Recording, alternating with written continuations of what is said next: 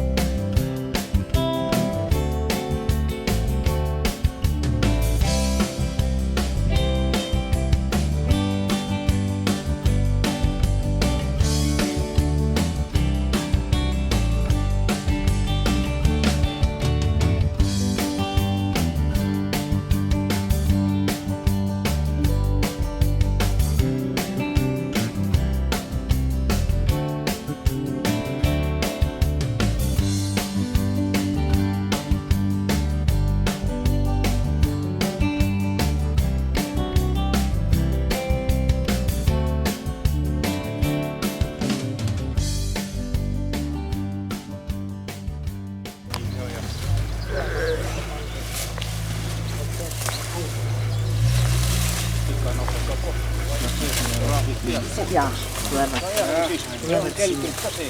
tulevad siit kaudu. Siin peab ka olema sellepärast, et kui me tegime seda kuramuse nii-öelda bändituba, siis nurgast tuli trepsi valmis. Valdav trepp, kus uks tuleb siia poole. No idee autor tuli Rahvamaja poolt, tehti külaseltsile ettepanek, et koos kirjutada kaasavasse eelarvesse niinimetatud välilava taastamine. Lea Krass ja Toomas Teppo olid selle teo tegijad. Ja rahastamine oli palju, 8000 millegiga, ma täpselt summat ei tea, sest Tapiku võitis Pajusi piirkonna ja see välilava jäi teiseks. No tegelikult, kui päris aus olla, siis tahtmine siia midagi teha on sellest ajast peale. Kui minu lugu nii-öelda siin peale hakkas, et Nisumerlega koos siin natuke rohkem kui 10 aastat tagasi siia tööle tulime, siis me juba tahtsime teha siia välikohvikut.